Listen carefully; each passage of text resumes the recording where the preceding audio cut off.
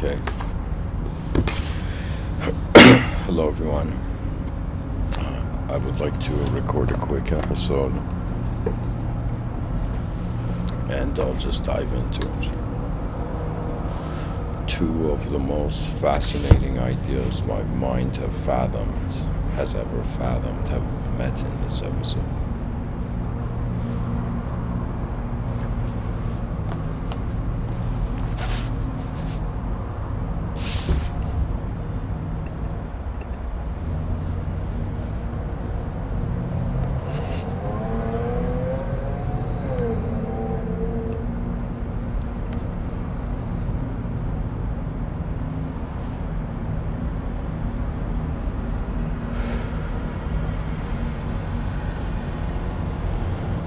I would begin with the subtitle.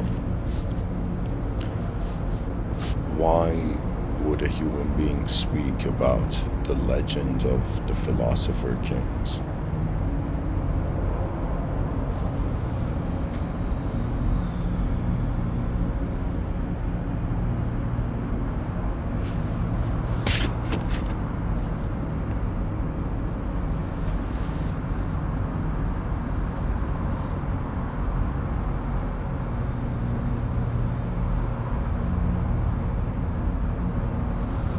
For this episode, the viewer is required to look at the screen of the video. And if there are any questions, feel free to share them in the comment section.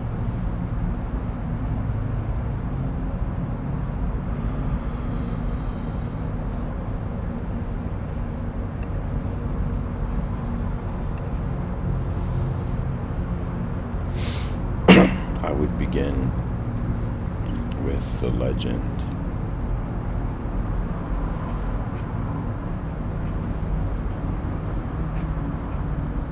of the Philosopher-King.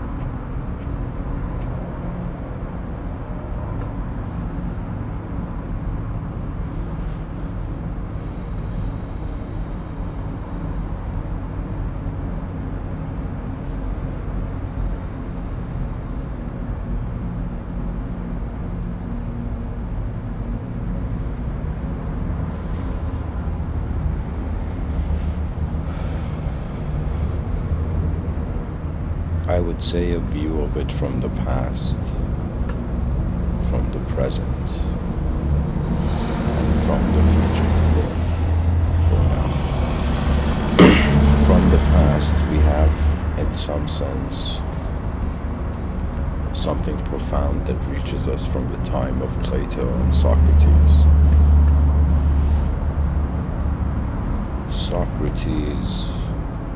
Pretty much Plato has written a book about Socrates, and Socrates in that book speaks about this idea of the Philosopher-King. I will read it for the listeners. Socrates says the reason philosophers should be kings is in part that they would never want to be kings. People who are averse to power and control may just be the most responsible with it.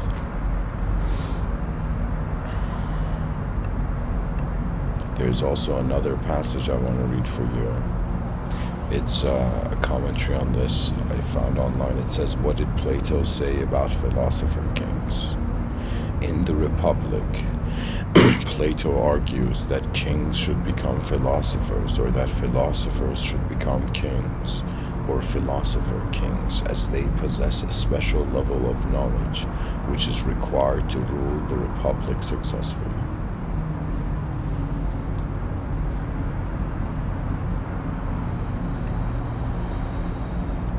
So, in some sense, the idea of the Philosopher King, it has existed in the past, and if there comes to be a Philosopher King in the future, that is like the legend fulfilled. Now, in this episode, think of it as if I am focusing on two topics, the main title and the subtitle. I've started with the subtitle first. I would say this idea of the Philosopher King, if we look at it in the present, right? We are finding ourselves in a very interesting situation where the human species does not treat itself as a kingdom, even though it is. Do you know? We have reached a point where people feel freedom is in some sense a sort of every person does whatever they like, and it's as if we are ignoring a changing world. You could say from a theological perspective, if we think this world is heaven, it's as if we have missed the point of earth.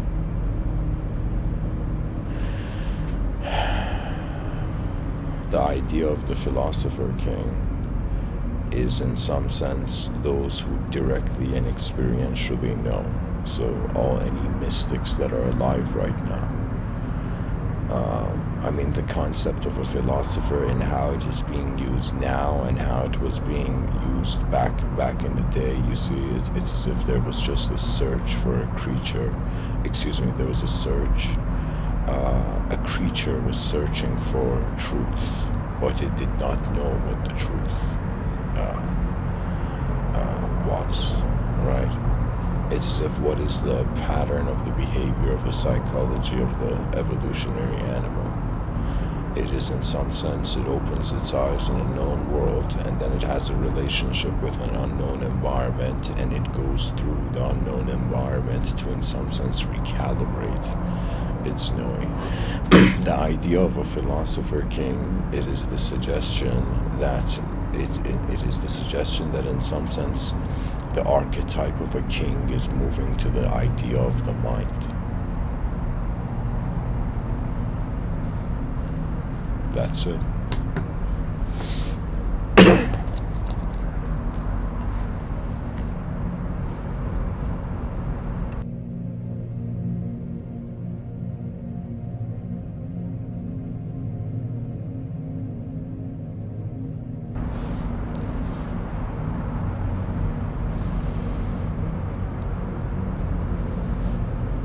I guess explorers of the mind, it comes to the closest thing to the Philosopher King archetype. Now, when it comes to the future, what that would look like, my personal inclination, and pretty much what I feel is that the Philosopher King is not a king, it is a state. It is like Buddhism, right? It's like Buddha is not a person, it's a state. It's an awakened state. It's as if Buddha had, Gautama Siddhartha had the title of Buddha, but in some sense, to be a Buddha is not something that an individual can hold. It's like realizing something that was there before that's accessible to all.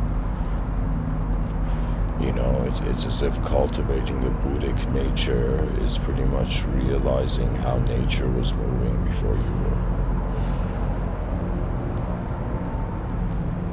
And the contentment that comes with that.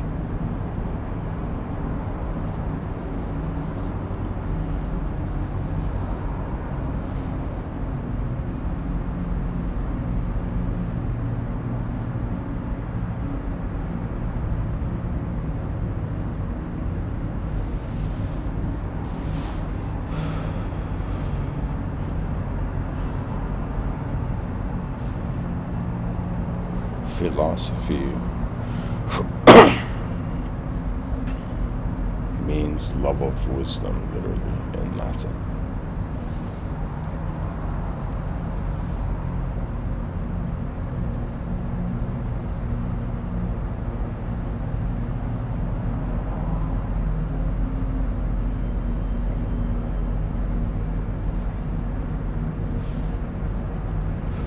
And what is the idea of a king? The idea of a king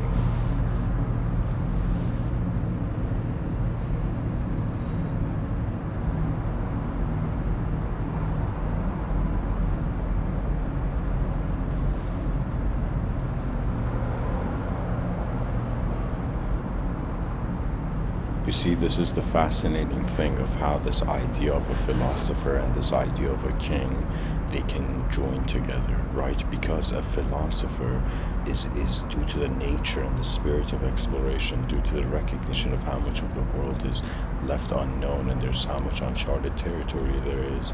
The philosopher renders its nature as an explorer, and as long as there is the will for exploration, nobody can become possessed by power. Right, that's the thing. I feel there's a correlation to the absence of creativity and the psychology that wants to control, you know.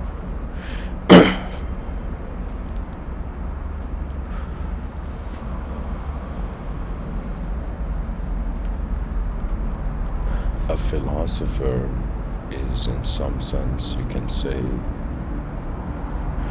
any philosopher is a king of their own mind, king or queen, whoever you are listening, you know. Even if in the future, you know, whatever kind of species, formation, you know, and type of entity you are that may listen to these Mr.Within talks. The idea of a philosopher is in some sense honoring the search of consciousness in the infinite, and the concept of a king, I would say, is honoring one's role in the infinite. You know, I'm a person who, I can tell you, my mind has attempted to simulate various versions of me when I have thought who I could have been before this life. It's like, I'm pretty sure every young kid who hears the idea of reincarnation is like, oh my God, who was I before this life, you know? And so my mind has fathomed, you know, the various ways that, you know, I feel I have existed. Or better yet, I can say with more accuracy, it's as if before this lifetime, it's as if I have not single memories, but memory waves. And what I mean by this is, imagine you're an invisible wind moving through, you know, the eyes of like a species, you know.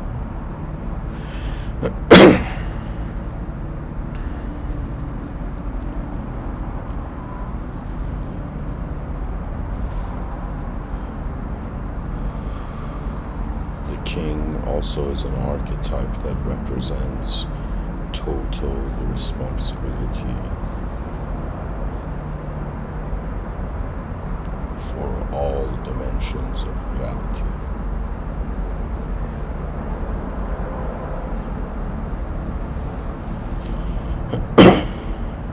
The kingdom. And so the mixture of these two, the Philosopher-King,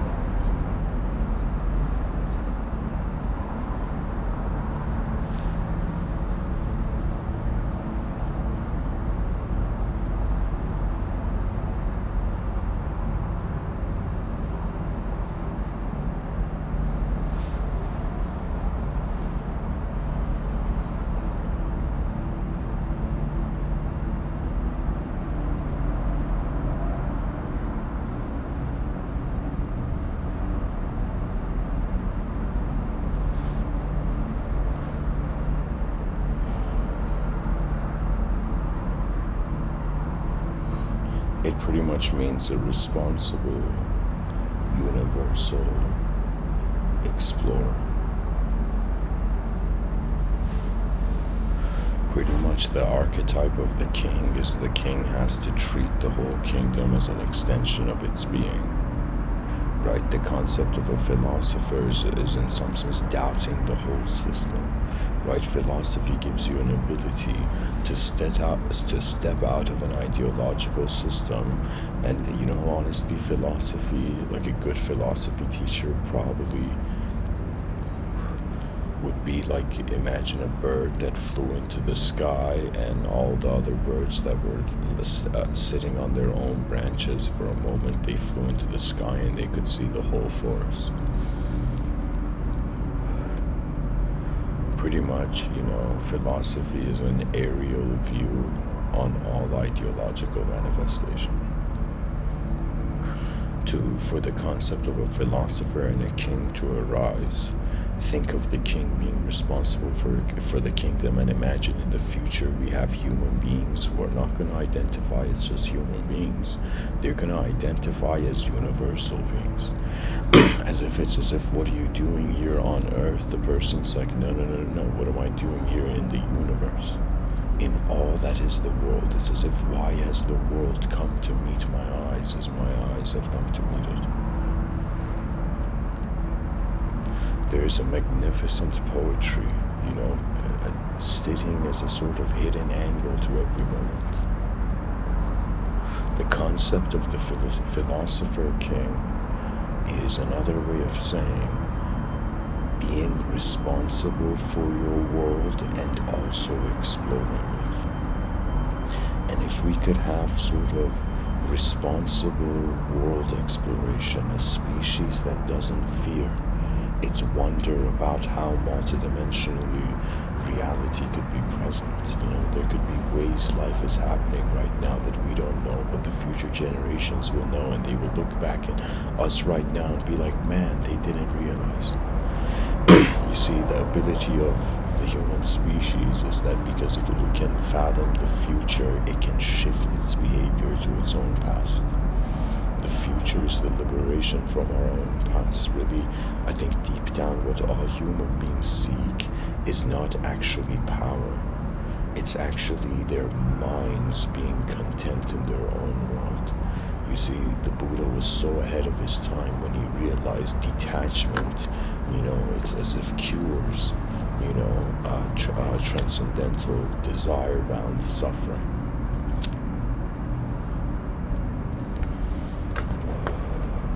So the legend of the Philosopher-King is a suggestion that there will come a point in human history where human beings will become refascinated with how everything is so unknown, and it's like this liminal divine feeling. I don't know how to say it. Imagine you opened your eyes and you saw a universe, and people told you what the universe should mean or has to mean, but you will realize that it's endless. And how would I say it? It's like infinity is an endless source of fascination.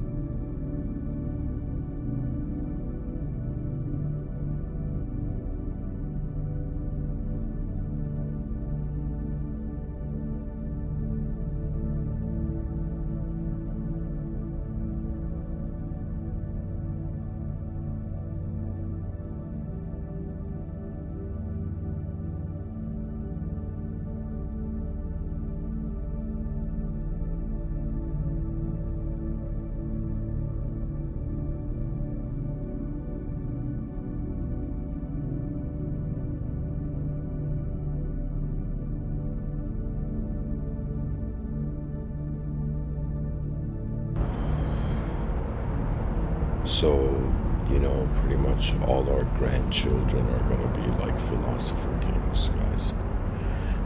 Philosopher, and when I say king and queen, guys, you know what I mean? I mean it is the royalty of the privilege of getting closer to the original earth.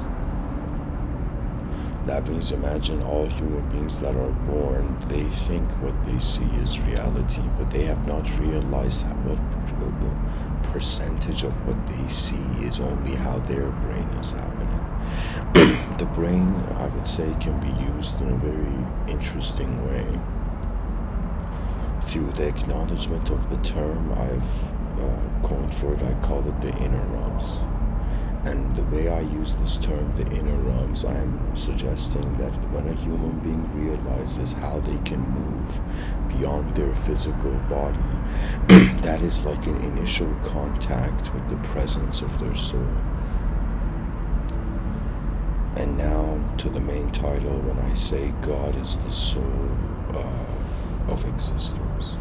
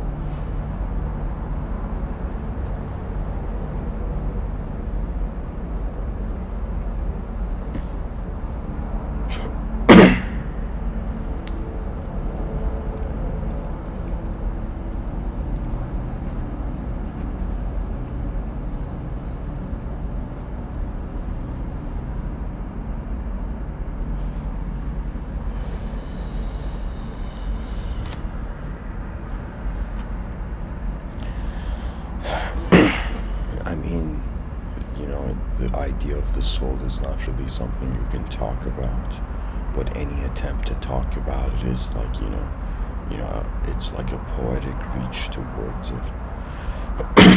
What I have noticed is that what we call life at first feels like the story. At first it feels like the story,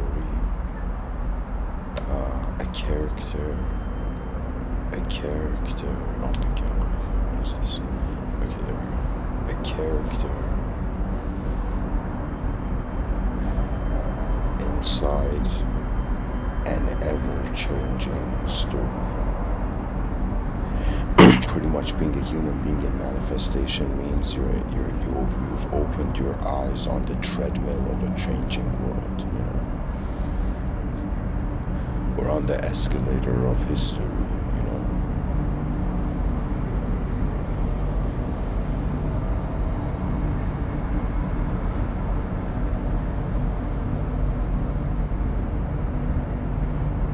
But what I have come to realize, is that in actuality, here,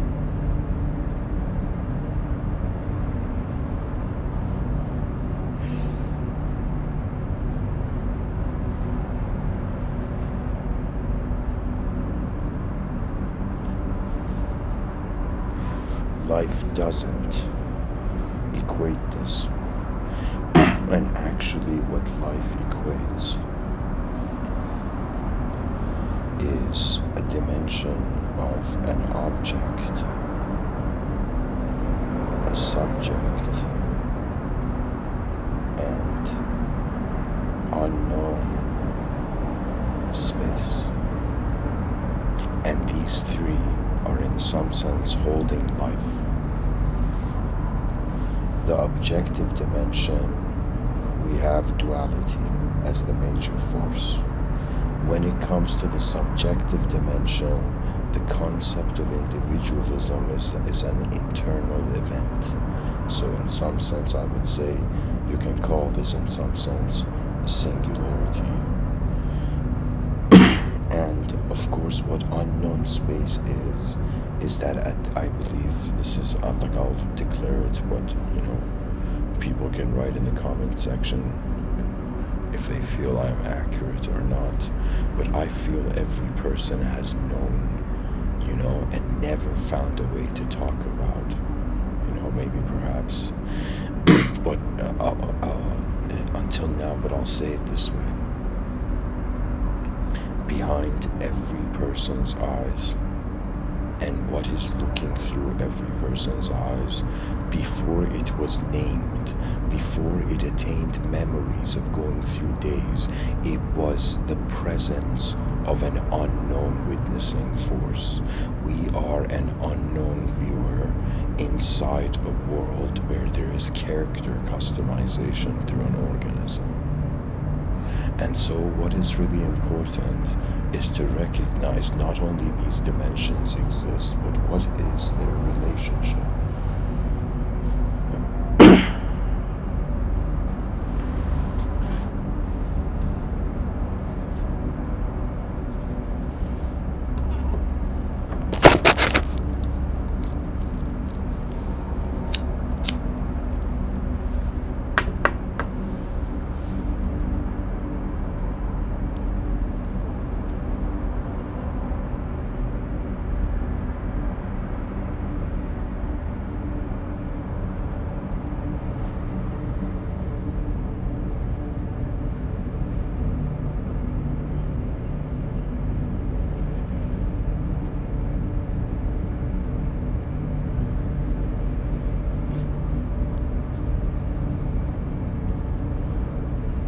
The relationship of the realm where matter happens.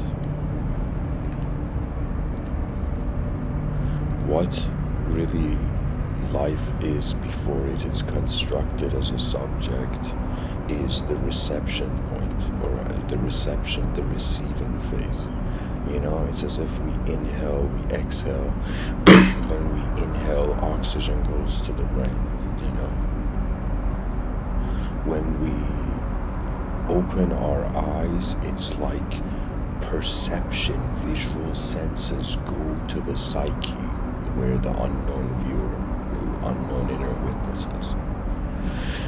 Now that unknown inner witness, every person in their lifetime, based on their decency and honesty, has access to that unknown witness within. Now that unknown witness, the issue with it, I would say, is that if you look for it as a thought, the thoughts will break and you will, in some sense, it's as if you can say, because the nature of the mind cycles through chaos and order based on a person's intent, how they uncover or realize their true nature can be chaotic or order.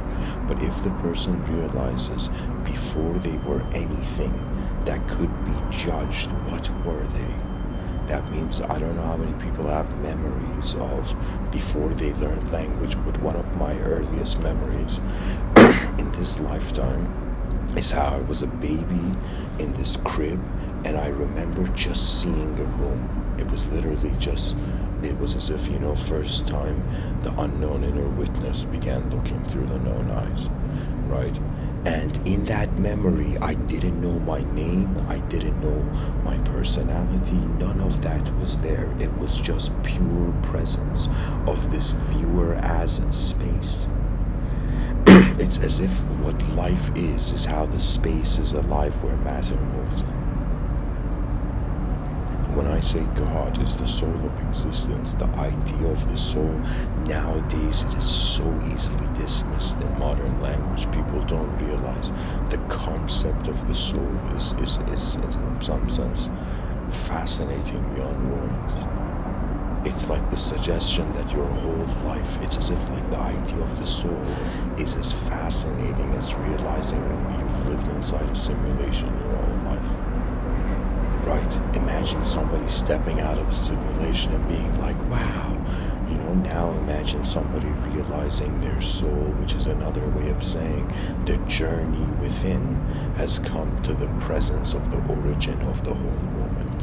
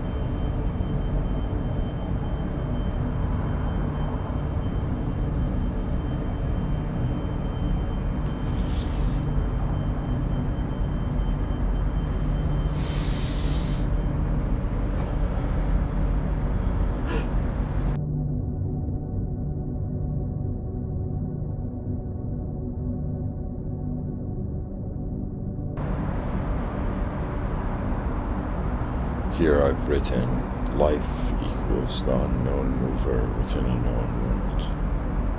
Or you could say the unknown mover of a known world. And it also equates, how really what the moment is impossible to solve through a single dimension mystery.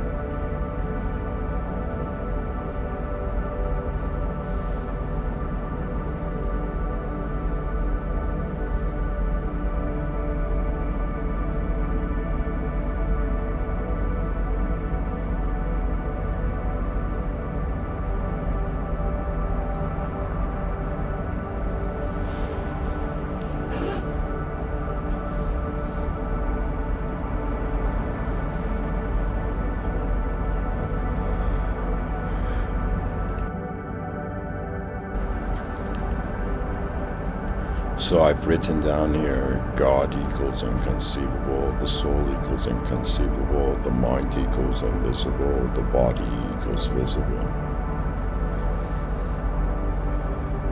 The world equals visible.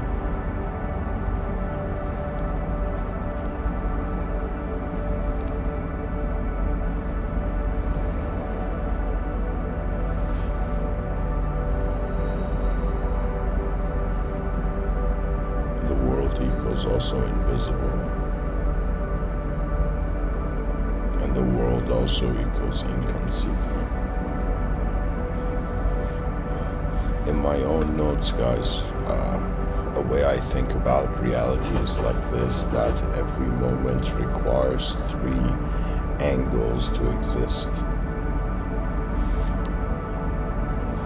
We have the simulation of the self, we have the simulation of others, which I would say the species. We have the simulation of all that is, which I could say is another way of saying we have the world.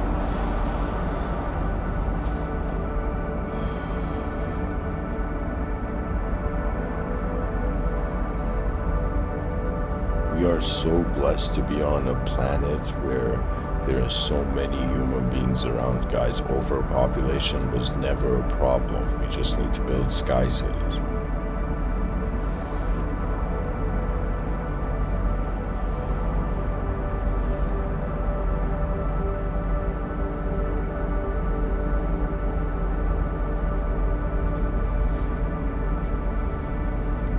So I think about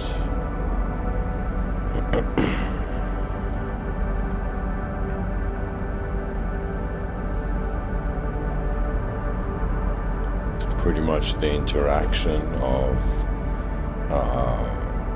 or let me see how I could draw this. It's like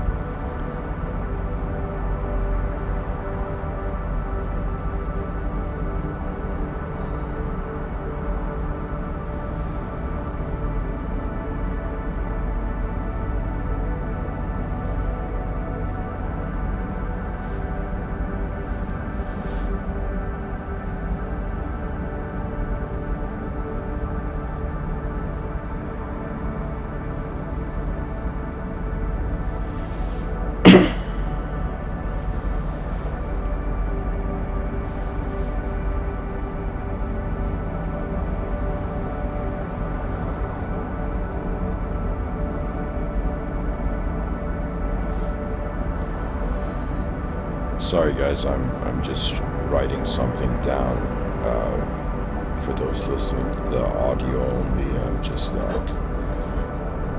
contemplating something on the piece of paper. Pretty much I'm thinking about the potential psychology of the human being in some sense like sort of two triangular structures, having a sort of infinite loop, you know.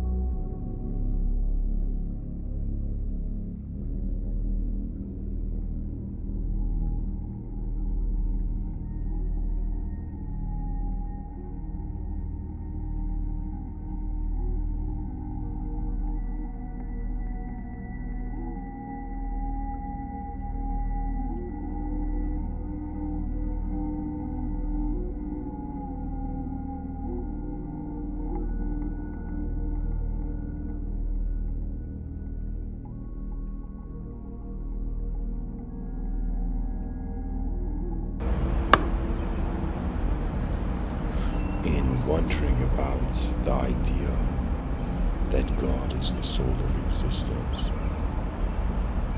It's as if wondering about how what the free will is being moved as an unknown force. So in some sense, when a species realizes that we are not just known creatures in an unknown world, we are unknown senses of self in an unknown world, and for a little while we are simulating known senses of self. The personality is how, like the brain in the void, created an artwork of its own.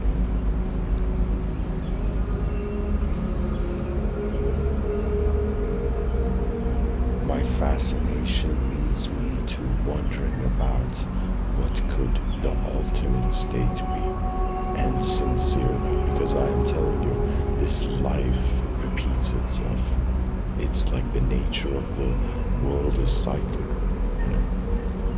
And the mind is such a complex and advanced instrument that there's something where probably I'm going to talk about it in future episodes.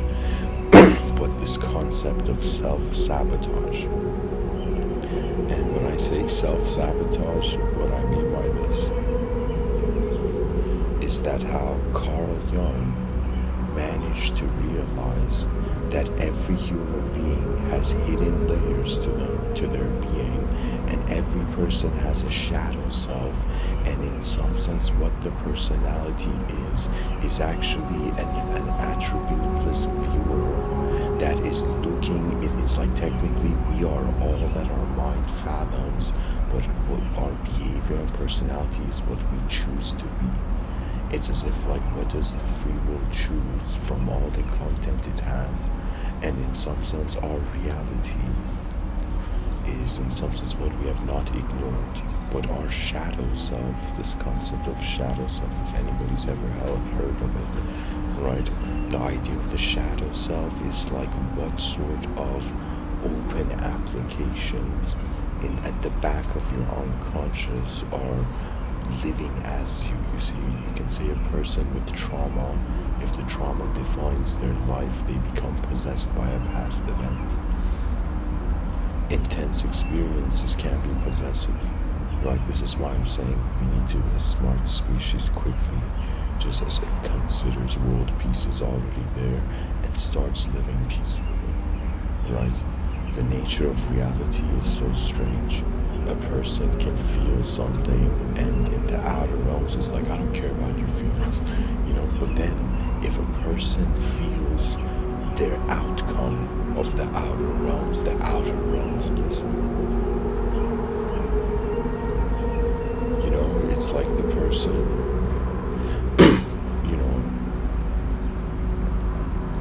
let's say finding,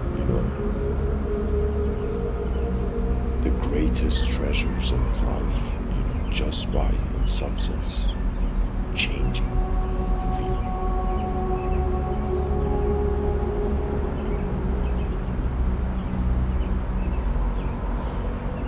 The concept of God is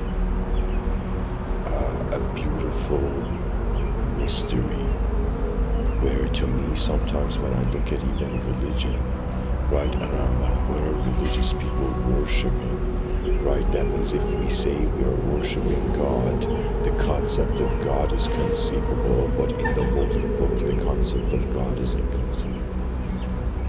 You see, religions are like an incredible work of literature where it's as if it's like unlocking a nature of reality through storyline. Guys, I'm someone who I have seen religious cultures, right? I have even seen like villages where the greatest thing they have in that village is just like a mosque, it's like in the poverty-stricken places, right? So to me, I have this acknowledgement that every human being, after physiological survival, wonders about their psychological survival. Their psychological survival is how they accept their view of the world. And because most people don't actually have their own view, they cannot accept reality. You know, it's as if sometimes when I think like, what kind of people hate the world, and it's those who in some sense have not been allowed to be in it. Do you see what I'm saying?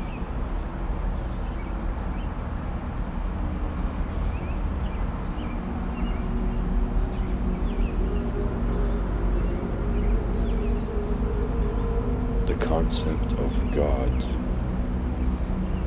I would say to me, is in some sense how the future is all of us. It's as if what happens after a simulation returns to its origin. The origin was always being the origin. You know, we have an easily philosophical acceptance of, you know, okay, we are temporary, but it's as if why couldn't the world, like to me I feel when it comes to the cosmological argument, it's as if the earliest design of what the world should have looked like, has come to look like.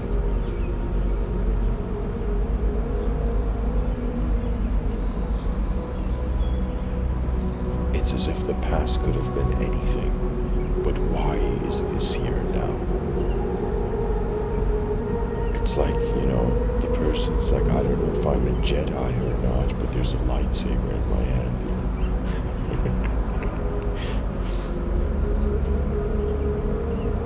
And with one's intent, you know, the Force arises.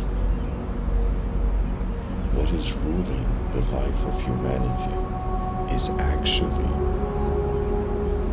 an unknown movement. That's what we are. It's as if, like, society, due to its overreaction to emptiness, trapped itself in language.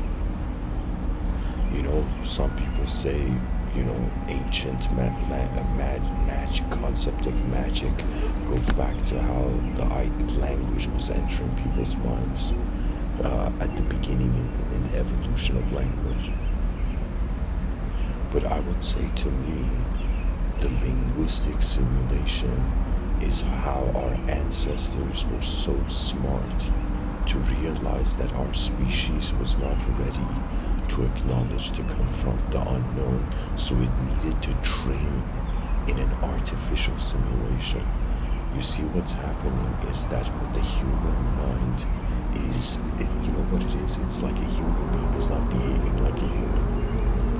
Why? Because the world is behaving in a way that makes the human being be seen as the movement of the whole system. Right?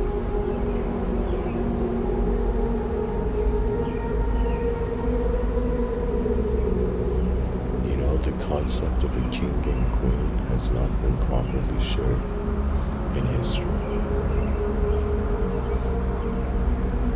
You know how they say, like, kings and queens, they were in some sense, what do you call it?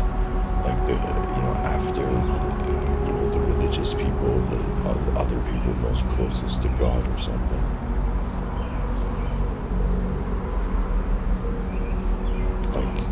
There's many examples of this problem in history.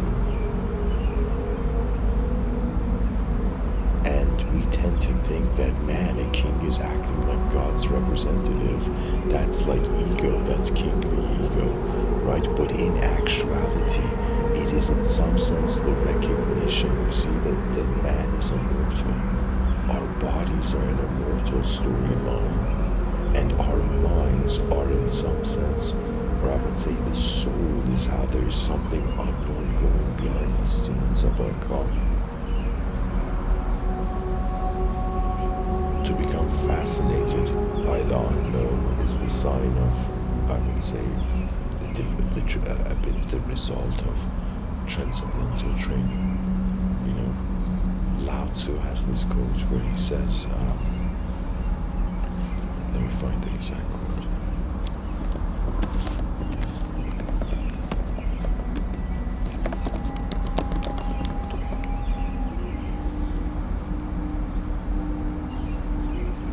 Lao Tzu says, these three are your greatest treasures.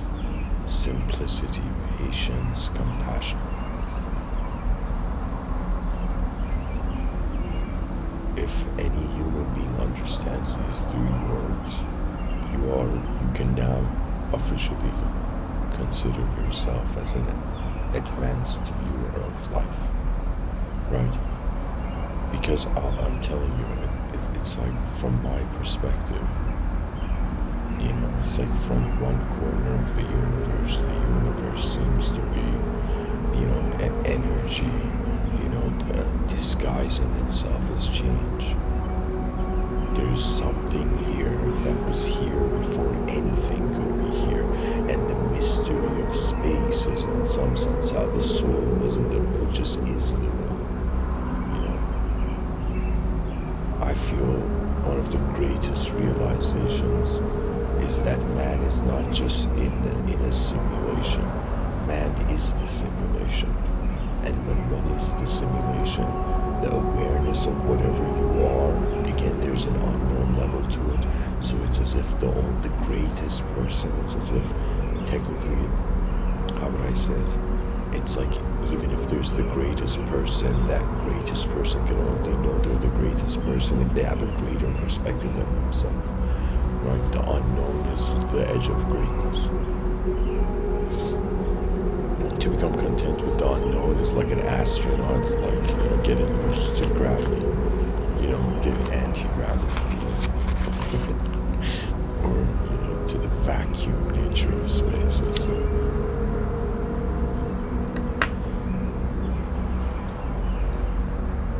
Imagine in the future there's going to be like outer space storage facilities. The person's like, man, my couch doesn't, let's say the person wants to get a new couch, and the old couch, they're like, all right, let me, put this in my, sky storage.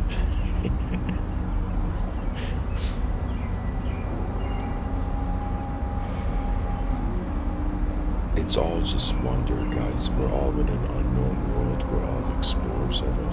And every person's DNA is like a unique pattern of intelligence activated, because what every human being does is, in some sense, every person's life is a sequence of actions. Now, usually these sequence of actions have utility for the inner realms, right? But for an advanced civilization, it would be trying to find what is like the most efficient strategy. You know what it is? It's like we're at a point where we may not be able to solve the problems of humanity, but we must at first be like, okay, let's at least, as a species, be like, what are the problems of humanity? And as the kingdom of humanity, where the future generations wear the true crown, right? It's as if we're a kingdom, and every person is bowing as if the future is like a king. Future generations are always the kings and queens of the world.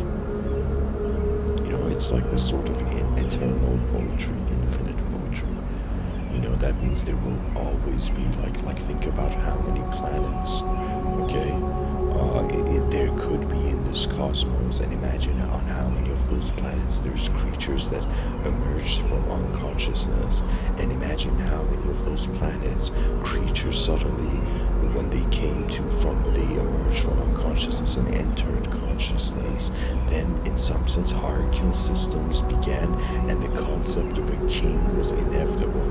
That means something very bizarre about the concept of God.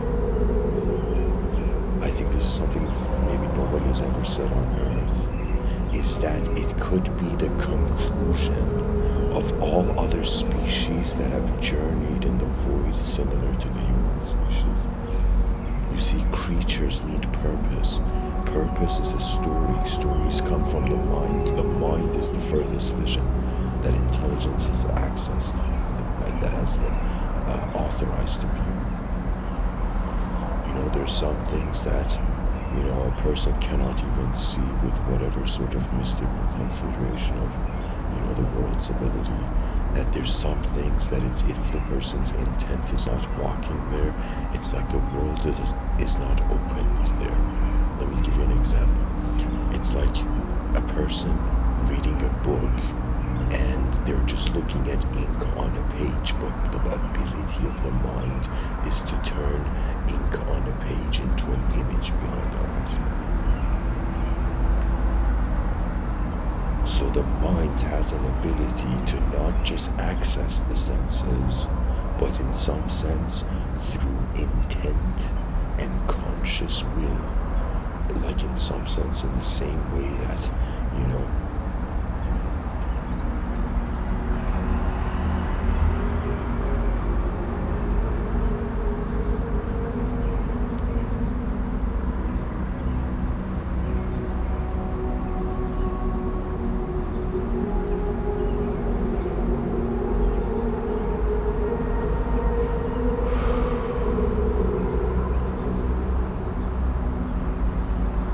just seeing that, guys, the world,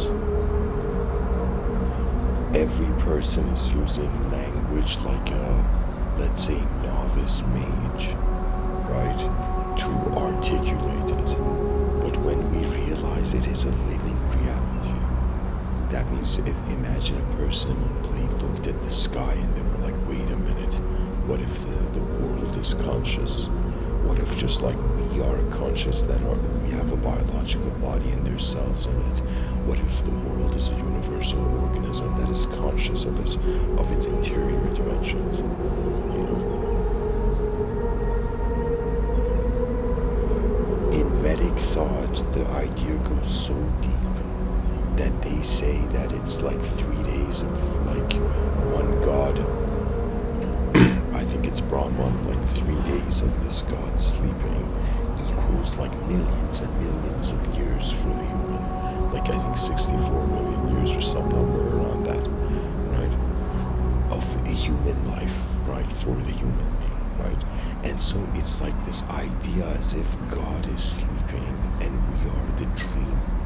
Existence is the dream of God, right? But what God is inconceivable. So it's as if existence is the simulation of an inconceivable source, and the only way man has a connection to his causal point is by being. This is something they don't teach. Usually in life, most teachers are telling people what to do. That's important, but to tell someone how to be, you can never say it. You can just walk them to a state. You see, the mind it has incredible geometry to it. Right. There was one of the most brilliant statements I've heard is from this mathematician Ramanujan, and this guy who had some next level ability to come up with things that people were like, this guy's like demonstrating alien level of like mathematical discovery ability, you know. And so when they asked this person, how are you doing this, he would say, I have a Devi. And Devi means Deva. Deva means deity. That means he's saying there's a deity watching over me, right? And then his quote is that his Devi bleeds geometry. His Devi bleeds mathematics, right? That means it's as if the God that is giving him his power bleeds mathematics, right? As if mathematics was Ramanujan's way, where in some sense how in some sense the unknown moved him before he moved on. He moved towards the unknown, right? You see, the biggest difference, I would say, between an old soul and young soul is how detached the attention is from the content of existence. That's it. Because the moment it's detached, the will, what we think is free will, shifts to the other side of the coin, and it's the whole moment moving before you can move. So right now, as I'm speaking to you, I've already acknowledged this. And I'm just going about my day giving these podcasts. But what that acknowledgement really is at its core is that the unknown is alive. And what life is actually the presence of an unknown event where a tiny part of it, like the tip of the iceberg, became conscious that there is an iceberg, but not realizing its hidden depths, you know.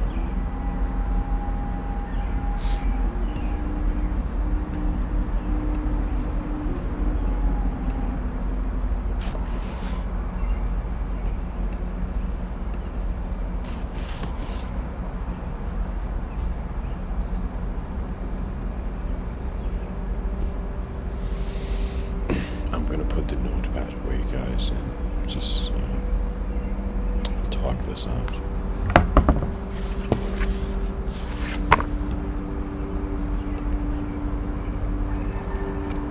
I honestly don't know why a part of me feels that it's important to evolve language, before technology makes us forget our nature.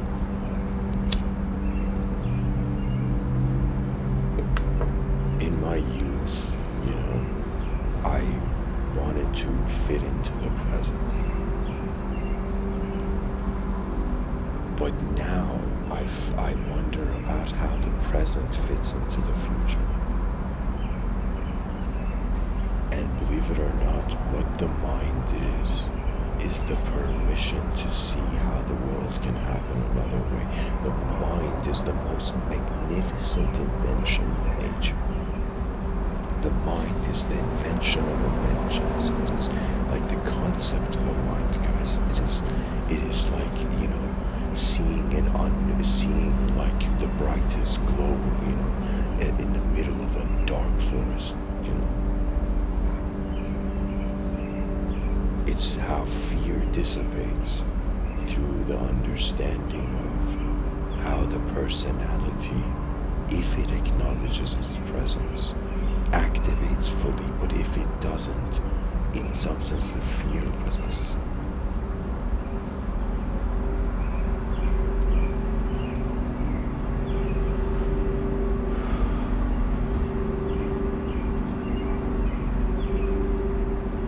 We have, in some sense, let me lower the volume of the music.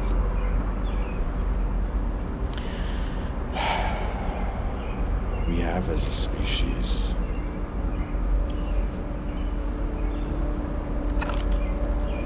experienced our failure. That's what I mean by this is that we know what failure looks like, but we don't know what the successful, efficient expression of 8 billion creatures on a rock would look like.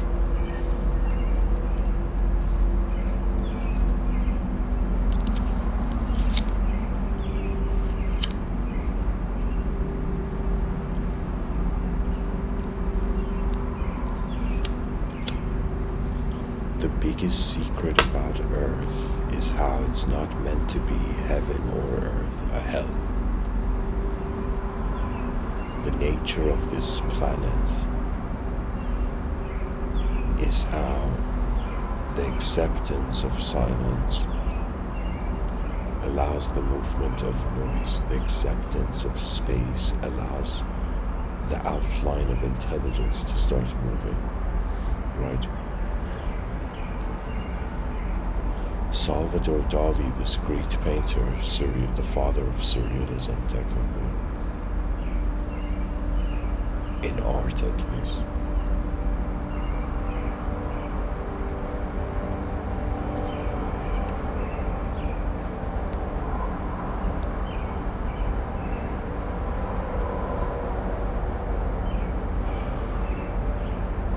he says, do not fear perfection, you will never reach it.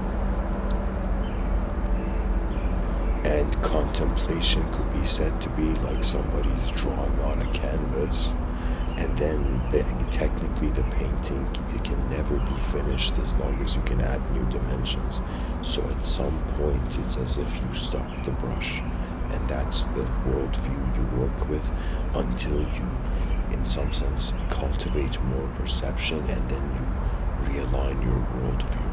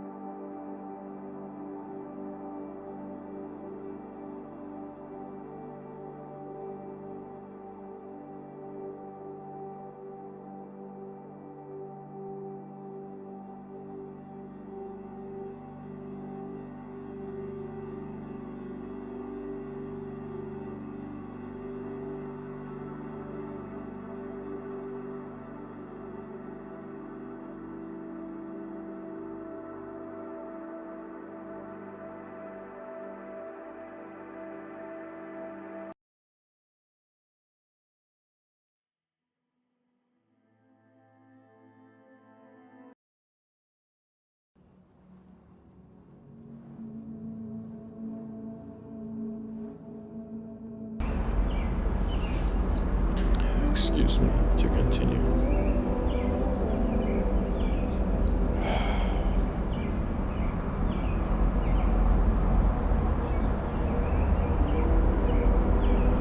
My eyes find the most important task to be a sort of action of every human being that allows the future generations to lionize us. Imagine 2022 onwards, like from 2022 to 2422. Imagine the greatest movement of the advancement of all systems occurred, right? All dimensions and sectors of the world.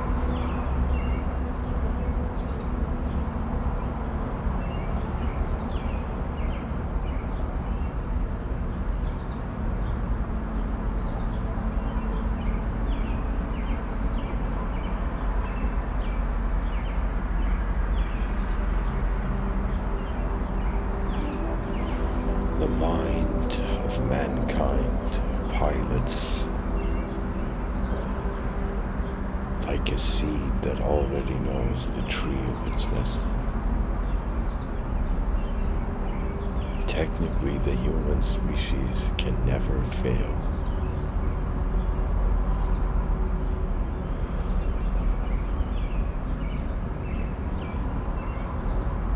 It can only stop succeeding. In a physical sense, because civilizations will rise and fall and rise and fall, It's as if what is the purpose of the mind to be a sort of victory of consciousness? Why else do we have minds? Every person who calls, who truly, anybody who has an honor of being a human being, why are we being human? It is to, in some sense, wonder about the victory of victories, and that is the advanced civilization. An advanced civilization that starts with the benevolence. You see, it's like the advancement to such a degree where it's as if, holy shit, how did 8 billion human beings suddenly become super benevolent and fascinated to advance everything? Because they realize what could be, what they could build would be greater than all of their pasts. What we can do, it's as if the species has free will too,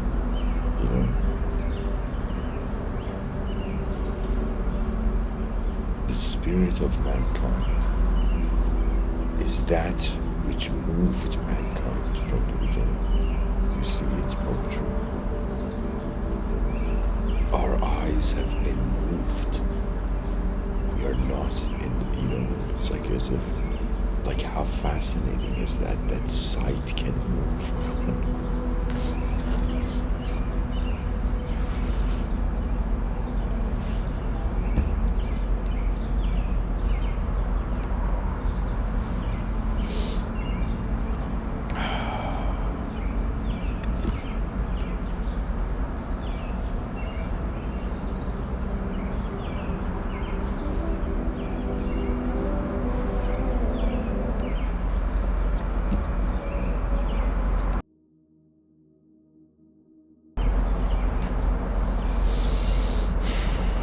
Honestly, the unknown is the starting point, and the unknown is the ending point. And in the middle, we just have some time to just at least move towards an advanced civilization. It's as if you can't solve the problem, so then the problem to solve becomes, how do we solve being able to solve the problem?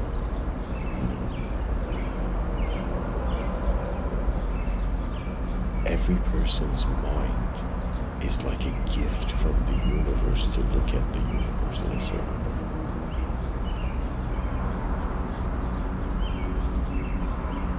Upon honoring one's outer ones, one finds contentment with all dualistic functions, all dualistic modes. In other words, as if in front of your eyes, you are content with individual consciousness, you are content with collective consciousness, and you are content with an unconditional awareness Unconditional means you can be regardless of any object or subject. The presence of attention can be regardless of it. That means the person it's as if you reach a certain state where your body is in your moment. Your body is not your moment. When you realize this, then the person's like, wait a minute. If the edge of my mind is the edge of my whole moment and my body is like part of the moment, you know, in some sense, how is the edge of my mind, you know, like the edge of my let's say greater body, right? Pretty much we're wondering what's moving here, and we're realizing it's starting from behind our eyes, and it's in some sense going in front of our eyes, right? It's as if like you know, it's like a human being accumulates information and then processes that information into its identity. Like, it's freaking hilarious. It's like all of our identities are like processed, you know, senses. Processed sensory perception is like identity.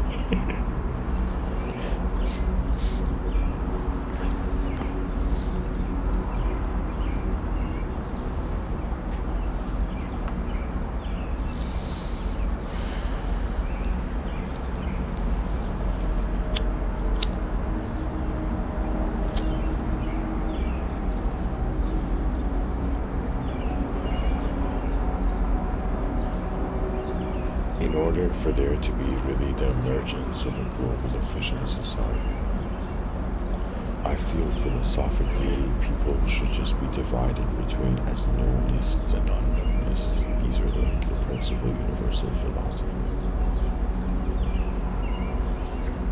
The knownist needs knowledge to be real. The unknownist notices how the unknown is moving before the known. That's it. All of knowledge is just like where the starting point is.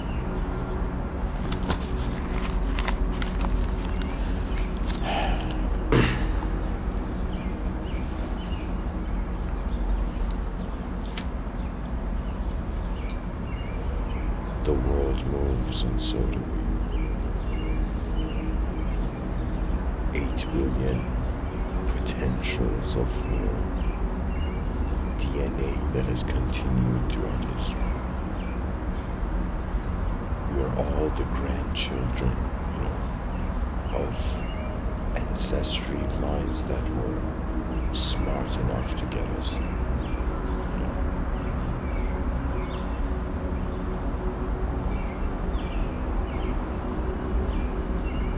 Pretty much we're living in such a dishonest, dishonorable type of kind of global culture that it's as if we have to wake up from, you know, the dreams of ethnocentrism and in some sense awaken to the role of the advanced humanity, the advanced human race.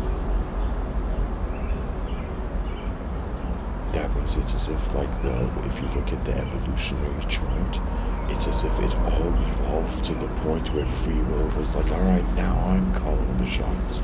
You know, and so like evolution went into the passenger seat, you know, and so the free will's choice of engagement of what kind of content in the world becomes, it's like that's in the driver's seat.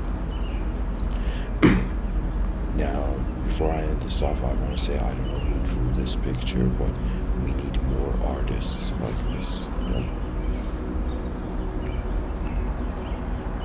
Honestly, if this channel gets to like, let's say millions of people, millions of like subscribers, 100% start a charity, you know, for, you know, struggling science, sci-fi, you know, illustrators.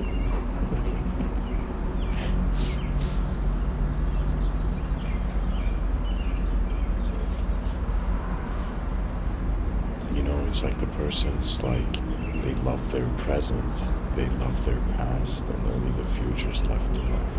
But the future has to, in some sense, arrive before we can love it. You know, it's as if the purpose, really the best sort of archetypal way of explaining this is how, in this show called Shingeki no Kyojin, there's a character called Commander Smith, Airman Smith. and he pretty much, some soldiers freaking out and says, is the meaning of life, is life meaningless, like they're all about to go die in the show. And so this commander says life is not meaningless. We live for those who will find the meaning one day. And that's the fascinating thing, that even though right now we may not be able to, in the outer realms, experience an advanced civilization, but we live for those who one day will. And that is just the most smartest thing we can do in the outer realms. Right? I have this consideration. All arguments will come that to the outer realms, the best thing we can do is build an advanced civilization. And in the inner realms, the best thing we can do is advanced communication. To advance communication, we have to wonder about the source of communication, and you can in some sense make that synonymous to the concept of enlightenment from the Eastern sense. Or you could say Western enlightenment, Eastern enlightenment. It's just human beings waking up to how bigger the world is than their beliefs.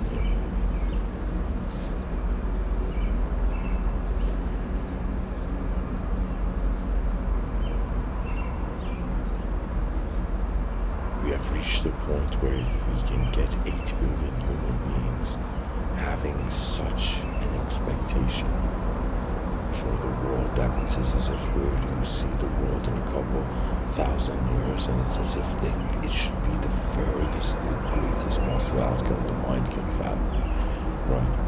And then if we attempt for that, we will achieve so many instant victories. The greater the challenge, it's as if the more,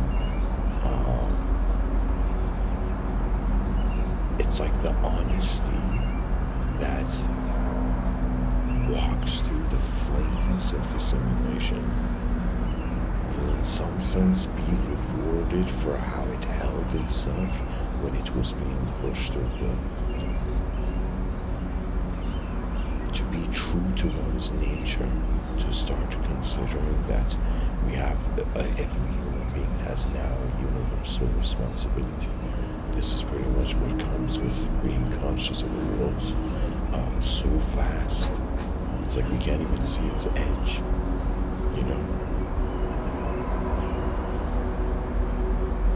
It's as if the person said, imagine somebody's like, do you have, okay, imagine there's two people, one of them's just looking at the sky and the other comes and says, hey man, do you have a moment? And the person's like, yeah, just a second, let me finish finding the edge of the sky, like a timeless task.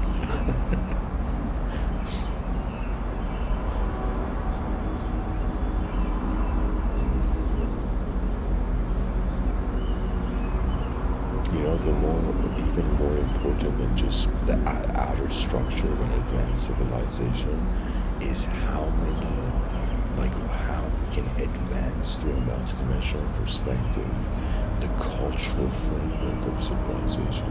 What that means is like when suddenly we acknowledge a universal dimension to reality, every human being naturalizes to the decency that it's like, why be violent, to evolutionary creatures that in some sense have endured in the void, right? I think the way humanity is living is that regardless of how cruel we are to nature, the world wants the effort of the human species to keep going. That means, imagine, there's been so many civilizations that have risen and fallen, and it's like our civilization, that our human species is like, imagine, it's a civilization that's rising, and the world and let's say the lords of karma are like looking at our species and being like, yo, this species has potential. It's another way of saying, in some sense, the forces of nature are not just holding reality as they are, but they are guarding mankind. Existence is actually trying to exist, not because it has to, because it's a fundamental code in how this part of the universal sector happens.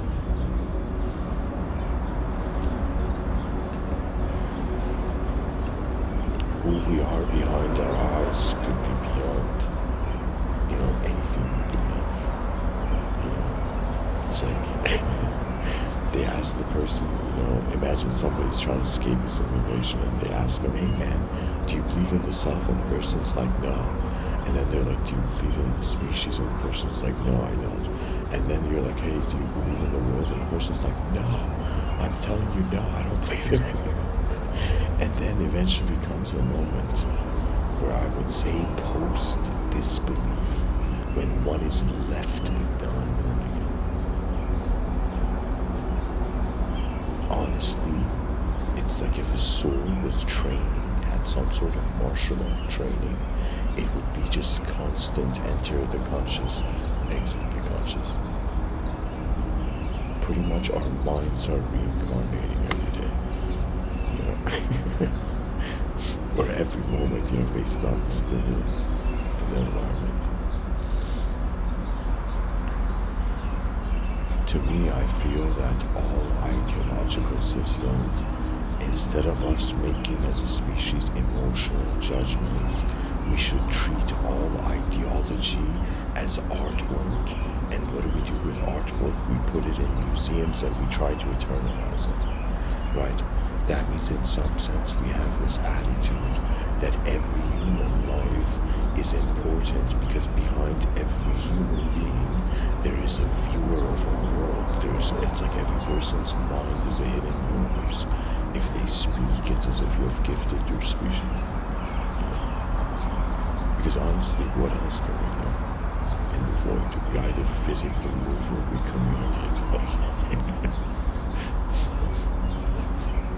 Or we are just present as the unknown, and before thought tries to reach us to accept the idea of self, it's as if like nature's nature. The greatest wisdom, I made this kind of like my Facebook about info. It's this Ramana Maharshi quote, and I'm going to read it for you guys. Ramana Maharshi says the ultimate truth is so simple. It is nothing more than being in one's original state. And if there is an original state, it means there is a way that every human being can live where their true nature is active before any action they do. It's as if, like, instead of the person being like, yo, I need my guardian angels to guide me, it's as if they have become the guardian of their consciousness. It's as if, let me tell you what it is. Pretty much an archetype goes through a life cycle in the psyche of man. And how an archetype goes through a life cycle is that it in some sense like appears and meets a condition, and then it leaves the condition. But in some sense an archetype is like, nah man, how do I say?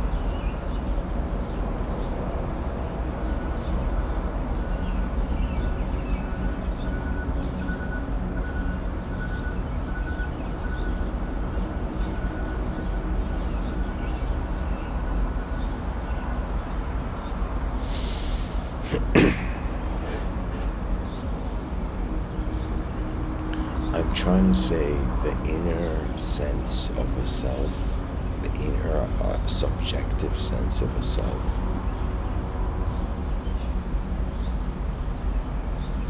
It's like, even though we are life forms, when we realize the form doesn't have to justify what the life is, but perhaps how the life is instantly moving is justifying the form.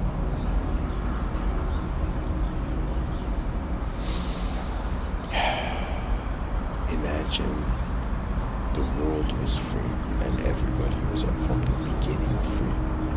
Imagine right now the world is enlightened wherever you are. Just for a second, just fathom it. Imagine the world is enlightened.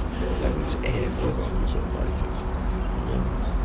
And in some sense, imagine from that enlightened perspective being this idea that whether you fail or you succeed, you reach an edge, you reach like the edge of a spectrum, and then all you have left is go to the other side. So pretty much it's like climbing a mountain. You get to the top, you're like, what do? You climb down. You get to the bottom of the mountain, you're like, what do I do? You climb up. And this is like this whole cycle of karma thing. But the attitude should be that when you climb the mountain and get to the summit, from the summit you realize to journey towards the journey beyond the mountain peak is to fly into the sky. And so that is the modern archaic revival of the Bodhisattvic vision, the decency for a species to allow its own advancement without fearing that the whole world can become its own, not just Earth, right? It's like if all of the wars on the planet can stop, if human beings can discriminate between their inner realms and outer realms, and for a second wonder about, what sort of future their decision will be to. Like I think that's one of the coolest qualities of the mind. We can use it before moving, right? Or we are being it before we do anything. Anyways, guys, this was a long episode. Thanks for listening.